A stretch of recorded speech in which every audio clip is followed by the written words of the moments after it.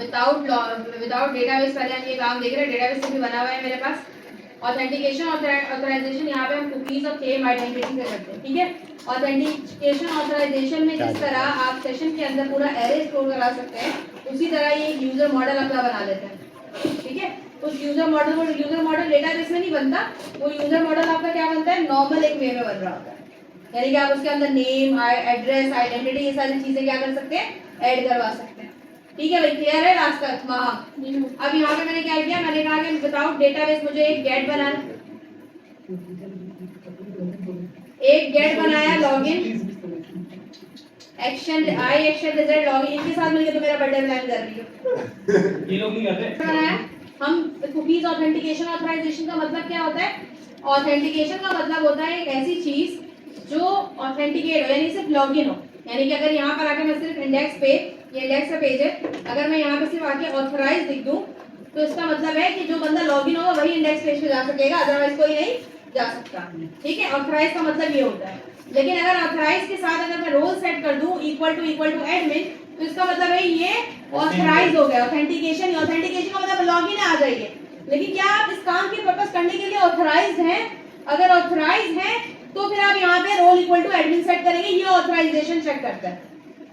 Authentication का मतलब सिर्फ लॉगिन का होना, यानी कि घर का एक बंदा है, गेट नॉक हुआ, आपको बोला घर वाला है, अंदर आ जाओ, ठीक है। लेकिन जो पर्सन जिस रूम में रहता है वो ऑथराइजेशन है। घर के अंदर तो एक बंदा आ गया, लेकिन घर के अंदर आने का मतलब ये थोड़ी है कि वो आपकी पर्सनल चीजों पर भी अटैक कर ले, सही है। ऑथेंटिकेशन का क्या मतलब है, आप किसी एक बंदे को लॉगिन करने के बाद अंदर आने दे रहे हैं। लेकिन ऑथराइजेशन का क्या मतलब है कि एडमिन है, पोस्ट डिलीट कर सकता है, नहीं कर सकता है, पोस्ट देख तो सकता है लॉगिन होने के बाद, लेकिन डिलीट करने का राइट किसके पास होता है, सिर्फ एडमिन के पास। तो ऑथराइजेशन का क्या मतलब है, एक टास्क जो आपने ऑथराइज करके दिया है किसी को, समझ आई? ये ऑथराइजेशन ऑथेंटिकेशन करने के लिए हम पहले कुकीज का सहारा लेते हैं। सेशन से भी कर सकते हैं आप, लेकिन मैं सेशन से ये वाला काम नहीं करती। मुझे सबने जब ये एग्जीबिशन में मैंने देखा था ना, उसका कोई फ्रंट एंड है, सर्वर साइड होता है सेशन, और कुकीज क्या होता है, क्लाइंट साइड होता है। सर्वर साइड का मतलब इंटरनेट बंद हुआ, सेशन ब्रेक हो गया। लेकिन कुकीज क्या करता है, एक टाइम तक इससे रखता है, आपका पीसी बंद हुआ, सर्वर ब्रेक, लेकिन पीसी ऑन होने के बाद कुकीज चल जाता है। टाइम अगर आपने सेट किया 5 घंटे, तो 5 घंटे तक आप ब्राउजर बंद करें, खोलें, जो भी करें, कुकीज चलेगा। समझ में आई ये चीज?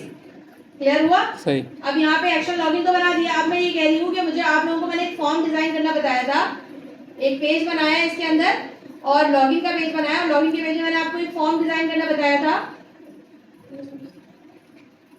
जिसके अंदर मैंने नॉर्मल से एक एक्शन लॉगिन दिया, मेथड पोस्ट, एक एक्शन कंट्रोलर का नाम मेरे कुकीज है, 2 टेक्स्ट बॉक्सेस बनवाए, 2 टेक्स्ट बॉक्सेस को सबमिट पे क्लिक करवा के कहाँ भेज दिया, एक्शन लॉगिन के पास। एग्री करते हैं ना ये चीज? ये तो पूरी क्लास ने की थी कैलकुलेटर बनाने वाली। सही है। ये कुकीज के, अब तो हम बहुत आगे जा चुके हैं, पूरा ऐड टू कार्ट कर लिया हमने। ये वाले यूजर नेम से आ रहा था और एक पासवर्ड से आ रहा था। अब तो हम आई फॉर्म कलेक्शन भी पढ़ चुके हैं, याद है? हम आई फॉर्म कलेक्शन से भी ले सकते हैं। अब बारी आती है क्लेम आइडेंटिटी की। क्लेम आइडेंटिटी की क्लास हमें कौन देता है, कुकीज देता है। कुकीज इस्तेमाल करने के लिए सबसे पहले इस एप्लीकेशन के अंदर कुकीज का रजिस्टर्ड होना बहुत जरूरी है। कैसे रजिस्टर्ड होना जरूरी है? program.cs में आएंगे, ऊपर आके सबसे पहले आपने क्या करना है, कुकीज को builder.service.add authentication, किसकी ऑथेंटिकेशन इस्तेमाल कर रहे हैं आप, कुकीज की। ऐड कुकीज कर दो। लॉगिन पाथ क्या होगा कुकीज का, कंट्रोलर का नाम, मेथड का नाम। एक्सेस डिनाय पार्ट क्या होगा, कंट्रोलर का पार्ट नाम और मेथड का नाम। जरूरी थोड़ी कि आपके कंट्रोलर का नाम कुकीज ही हो, आपके कंट्रोलर का नाम एबीसी भी हो सकता है, यूजर भी हो सकता है। तो आप लोग क्या करेंगे, यहाँ पे आके यूजर और मेथड का नाम लिखेंगे। कितने देर के लिए मैंने दिए, 60 मिनट के लिए कुकीज को सेट कर दिया मैंने यहाँ पे।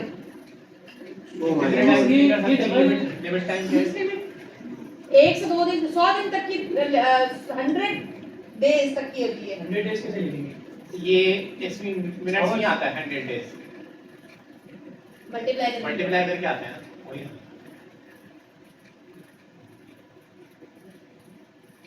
100 डेज में से बता रही हूँ, 1 सेक में हमने 100 दिन तक की है। डॉट नेट पे कंफर्म करके बता दूंगी। 1 सेक में मैं 20 पे ही काम कराती हूँ। सेशन का हाथ मैंने कब छोड़ा, पीएचपी के बाद। पीएचपी बढ़ा दी, सेशन खत्म कर दिया। उसके बाद मैंने पूरा सिर्फ कुकीज पे ही काम करा है, मर्ज स्टैक पे भी और इस पे भी। यहाँ से आपकी लॉजिक बनना शुरू हुई कुकीज से, मर्ज स्टैक तक लॉजिक बनेगी। यहाँ से ई कॉमर्स समझा दिया मैंने आपको पूरा, सेम ई कॉमर्स में आपको फ्लटर में कराऊंगी, सेम लॉजिक होगी, हाथ साफ हो जाएगा, रट जाएगा ई कॉमर्स। ठीक है, ये सब कुछ ही नहीं होगा। मोबाइल एप्लीकेशन है ना, मुझे समझ नहीं आ रहा है हम वेब को मोबाइल में चलाने बात नहीं कर रहे। वेब को वो application वेब भी में क्रॉस होगा, वेब पे बनती है। यहाँ आ जाए तो वेब बनाने का फायदा थोड़ी। मैं बताऊंगी इसमें। ये रजिस्टर करवा लिया, ये रजिस्टर करवा लिया, टाइम थोड़ा कम है ना बेटा। ये रजिस्टर करवा लिया यहाँ पे, कहाँ, program.cs के अंदर। कुकीज इस्तेमाल करनी है, कुकीज को रजिस्टर कराना जरूरी है। कुकीज की ऑथेंटिकेशन इस्तेमाल करनी है, कुकीज को ऑथेंटिकेशन रजिस्टर कराना जरूरी है। नीचे आएंगे, नीचे आके देखेंगे यहाँ पे भी कुकीज इस्तेमाल किया मैंने। ये यूज ऑथराइजेशन, हाँ, ये तो बहुत इंपॉर्टेंट चीज है। ये अगर सीक्वेंस में नहीं लिखेंगे तो ऑथेंटिकेशन ऑथराइजेशन आपकी चलेगी ही नहीं। सबसे पहले ऑथेंटिकेट होता है, बंदा लॉगिन आता है, लॉगिन, उसके बाद वो राउटिंग करता है, लॉगिन करने के बाद उसको किस पेज पे जाना है, राउटिंग करता है। उसके बाद ऑथराइजेशन होती है कि वो एडमिन है या यूजर है या फलाना है। लॉगिन करने के बाद पता चलता है ना, लॉगिन करते हैं, पेज रीडायरेक्ट होता है, उसके बाद ऑथराइजेशन होती है। सही बोल रही हूँ मैं? गेट नॉक हुआ, आपने बोला कौन घर के आदमी हो, आ जाओ। पहले वो अंदर आता है, फिर डिसाइड करता है कि उसको कौन से रूम में जाना है, कौन से रूम को वो ऑथराइज करता है। समझ आई ये चीज?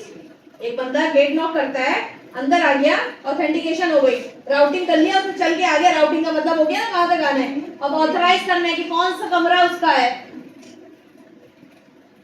समझ में आई ये चीज? इसलिए ये चीज तो हम यहाँ पे रेफरेंस में आ रहे यहाँ निर्मी वादे करके इसलिए इसकी सीक्वेंस हमने यहाँ पे पहले ऑथेंटिकेशन, राउटिंग और उसके बाद हमने क्या किया, ऑथराइजेशन। अब ये बताया program.cs में